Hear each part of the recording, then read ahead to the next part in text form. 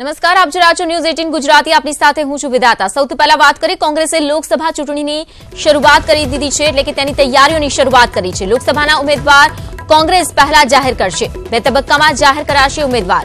પ્રથમ તબક્કામાં 10 થી 12 બેઠક પર સહમતિ કરવામાં આવશે. લોકસભા બેઠકના ઉમેદવારોને પાર્ટી અંદરખાને સૂચના પણ આપી દેશે, જેના માટે બેઠકોનો ધમધમાટ શરૂ થઈ રહ્યો છે. બાબતને લઈને વધુ માહિતી આપશે સંવાદદાતા પ્રણવ પટેલ. પ્રણવ, જે પ્રકારે લોકસભાની ચૂંટણી જે આવી રહી છે નજીક, તેમ બેઠકોની શરૂઆત પણ થઈ ચૂકી છે. કોંગ્રેસ તરફથી જે ખાસ શરૂઆત કરવામાં આવી છે, તૈયારીઓ કરવામાં આવી છે, તૈયારીઓના ભાગરૂપે પ્રથમ શું જોવા મળી શકે છે?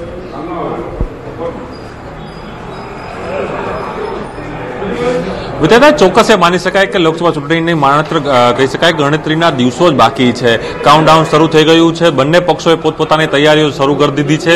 બંને પક્ષોમાં બેઠકોનો ધમધમાટ શરૂ થઈ ગયો છે.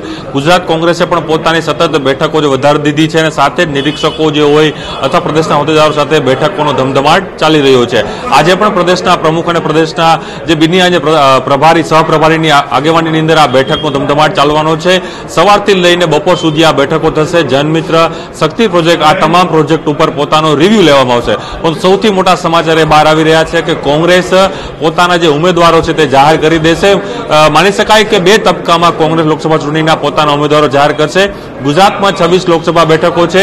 26માંથી 0 કોંગ્રેસ પાસે છે. એક પણ સીટ કોંગ્રેસ પાસે નથી. ત્યારે કોંગ્રેસ આમાંથી 15 સીટો પોતાની તરફ લાવવા માટેની રણનીતિના ભાગરૂપે પ્રથમ વખત 10 થી 12 ઉમેદવારો જે છે તેની પ્રથમ પ્રસ્તુતિ કરવામાં આવશે. પ્રથમ તબક્કામાં આ નામો જાહેર કરવામાં આવશે અને જે બીજા અન્ય જે નામો છે બીજા તબક્કામાં જાહેર કરવામાં આવશે. પરંતુ સૌથી મોટા સમાચાર એ છે કે અંદરખાને જે 10 એવી બેઠકો નક્કી કરવામાં આવી છે કે તેના નામો આપી દેવામાં આવશે. તે ઉમેદવારને કહી દેવામાં આવશે કે આપણે ત્યાં પ્રચાર છે ત્યાં શરૂ કરી દેવામાં આવે. અને સૌથી મોટી વાત એ છે કે જે દિલ્હી ખાતે જે બેઠકો ચાલી હતી થોડા દિવસો પહેલા જે કોંગ્રેસના સિનિયર નેતાઓ વચ્ચે, ત્યાં પણ એક સહમતિ બાંધવામાં આવી હતી કે 10 એવા નામો આપવામાં આવે કે જે લોકસભાના જે ઉમેદવારો છે અત્યારથી જ નામ જાહેર કરવામાં આવે, જેના કારણે તે ઉમેદવારને ત્યાં પોતાનો જે પ્રચાર છે તથા તેનું પોતાનું જે નેટવર્ક છે તે બનાવી શકે. તેથી ચોક્કસ આ સૌથી મોટા સમાચાર છે કોંગ્રેસ પાર્ટી માટે કે ગુજરાતની અંદર બે તબક્કામાં લોકસભાના ઉમેદવારો કોંગ્રેસ પાર્ટી જાહેર કરશે. જો વાત કરવામાં આવે, બિલકુલ સાથે જો વાત કરવામાં આવે તો અત્યાર સુધી કોંગ્રેસ પર સતત ટિપ્પણી થતી રહી છે કે તૈયારીઓ કરવામાં કાચું રહે છે, અભ્યાસમાં થોડું પાછળ રહી જાય છે કોંગ્રેસ. એટલે આ નવી રણનીતિનો ભાગ હોઈ શકે.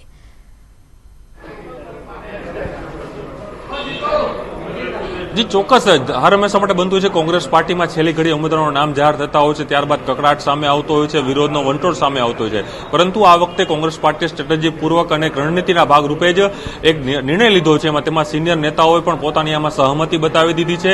અને સિનિયર નેતાઓ જે રીતે દિલ્હી મુકામે ગયા હતા, અહમદ પટેલની અધ્યક્ષતામાં જે બેઠક મળી હતી ત્યારે પણ સહમતિ દેવામાં આવી હતી કે 10 એવા નામો પસંદ કરવામાં આવે જે અત્યારથી જ પોતાની તૈયારીઓ છે તે શરૂ કરી દે. અને સાથે જ ગઈકાલે પણ પ્રદેશના પ્રમુખ દિલ્હીમાં હતા, પ્રભારી ત્યાં હતા, રાહુલ ગાંધીએ ખુદ મીટિંગ કરી હતી અને તમામને જે ગુજરાત કોંગ્રેસમાં ચાલી રહેલા જે કામગીરી છે તેનો રિપોર્ટ લેવામાં આવ્યો હતો. આજે પણ જનશક્તિ જે પ્રોજેક્ટ છે કોંગ્રેસ પાર્ટીનો જે મુખ્ય પ્રોજેક્ટ માનવામાં આવે છે તેની વાત છે. સાથે જનમિત્ર જે પણ કોંગ્રેસનો બુથ સુધીનો જે પ્રોજેક્ટ છે તેનું કામ છે. આ તમામનો રિવ્યુ અહીં પ્રદેશના પ્રમુખ અને સીએલપી લીડર લેવાના છે. સાથે જ કોંગ્રેસના સહપ્રભારી રહેવાના છે. એટલે કહી શકાય કે કોંગ્રેસ પાર્ટીએ પોતાની રણનીતિના ભાગરૂપે તૈયારીઓ અત્યારથી શરૂ કરી છે. જે કકડાટ બહાર આવે છે, કકડાટને પહેલેથી જ ડામી દેવામાં આવે. કોઈ ઉમેદવારની નામ જાહેર થાય છે ત્યારબાદ કકડાટ આવે છે, કોઈ પક્ષ બદલવાની થતી હોય છે. પરંતુ આ વખતે પહેલેથી જ જે એવી બેઠકો, જે અઘરી બેઠકો છે જ્યાં કોંગ્રેસને મહેનત કરવાની જરૂર છે, તે જગ્યાએ અત્યારથી જ જ્ઞાતીય સમીકરણો અને સામાજિક સમીકરણોને આધારે અત્યારથી જ આ બેઠકો નક્કી કરી દેવામાં આવશે. એવી 10 બેઠકો જે કહી શકાય કે પસંદ કરવામાં આવી છે. અને સિનિયર નેતાઓ પણ આમાં સહમતિ આપી છે. દિલ્હી હાઈકમાન્ડે પણ સહમતિ આપી છે કે 26 બેઠકોમાંથી 10 બેઠકો એવી જાહેર કરવામાં આવે કે અત્યારથી જ કોંગ્રેસ પાર્ટી પોતાની જે કામગીરી શરૂ કરે, જેથી છેલ્લી ઘડીએ નામ આવે તો તે મહેનત કરી શકે. અને સાથે જ જે વિસ્તાર મોટો હોય છે લોકસભાનો, ચોક્કસ. એટલે આ વખતે લોકસભાની ચૂંટણી જીતવા માટે કોંગ્રેસે નવી સ્ટ્રેટેજી અપનાવી છે અને તૈયારીઓના ભાગરૂપે ખાસ કરીને સૌથી પહેલા ઉમેદવારો નક્કી કરવામાં આવશે.